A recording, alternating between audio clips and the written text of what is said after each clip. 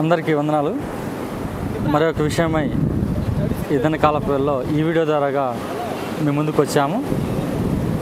ఏమిటంటే క్రైస్తవుని యొక్క జీవితంలో బైబిల్ గ్రంథంలో ఎవరిని ఆదర్శంగా తీసుకొని ఈ భూమి మీద జీవించాలనే దానిపై ఒక 2 నిమిషాల్లో మాట్లాడుకుందాం ఈ వీడియో ద్వారాగా. ఈ భూమి మీద క్రైస్తవునిగా బ్రతికిన మనము ఆదర్శవంతమైన చాలామంది భక్తుల్ని మనం చూస్తూ ఉన్నాం. మొట్టమొదటిగా ఈ భూమి మీద మనం ఆదర్శవంతుడిగా చూసుకునేది మొట్టమొదటి వ్యక్తి ప్రభు అయిన యేసుక్రీస్తు వారు. ఎందుకంటే ఆయన పరిపూర్ణమైన దేవుడు, పరిపూర్ణమైన మానవుడు కనుక ఆయన ఇక్కడ జీవించిన జీవితకాలాన్ని మనం చూసుకుంటూ ఆయన్ని మొట్టమొదటిగా మనం ఆదర్శంగా తీసుకోవచ్చు. ఎందుకంటే ఆయన మన మధ్య క్రీస్తు యేసుగా నివసించాడు కనుక, ఆయన గొప్ప లక్షణాలు మనతో చూపించాడు కనుక ఆయన్ని మనం ఆదర్శవంతంగా తీసుకోవచ్చు. ఇక మనం ఇక్కడ రెండో వ్యక్తిగా చూసుకుంటే అబ్రహాములో మనం విశ్వాసాన్ని బట్టి మనం ఆదర్శవంతంగా తీసుకోవచ్చు.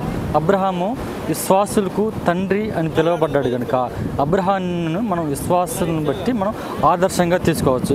ఇక మూడో వ్యక్తిగా మనం చూసుకుంటే యోబు సహనాన్ని బట్టి మనం ఆదర్శవంతంగా తీసుకోవచ్చు. యోబు సహనవంతుడు.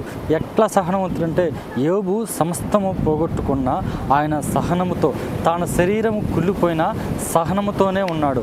ఎక్కడ నోటితోనైనను ఎక్కడైనా పొల్లైనను ఆయన మాటతో తుల్లినవాడు కాదు.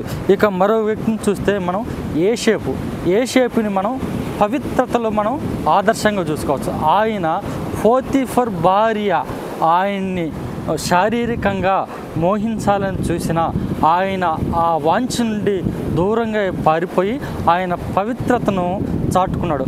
అందుని బట్టి పవిత్రతకు ఆయన సాదృశ్యంగా తీసుకోవచ్చు. లాస్ట్ వ్యక్తి పౌలును మనం చూసుకుంటే ఆయన సేవ, ఆయన పరిచర్యను మనం చూసుకోవచ్చు అన్నమాట. పౌలు యొక్క పరిచర్య చాలా గొప్పది. ఆయన ఎన్నో సంఘాలు తిరిగాడు, ఎంతో శ్రమపడ్డాడు, ఆయన ఎన్నో సంఘాలను స్థాపించాడు, ఎన్నో సంఘాలకు పత్రికలు ఉత్తరాల ద్వారాగా ఆయన సమాచారాన్ని పంపి క్రీస్తు మార్గములో ఆ సంఘాలని నడిపించడానికి దోహదపడ్డది. ఈ 5 మందిని మనం ప్రాముఖ్యంగా బైబిల్ గ్రంథం నుండి మనం సాదృశ్యంగా తీసుకొని వాళ్ళ 5 మంది ద్వారాగా మనము గొప్ప విషయాల్ని నేర్చుకోవచ్చు.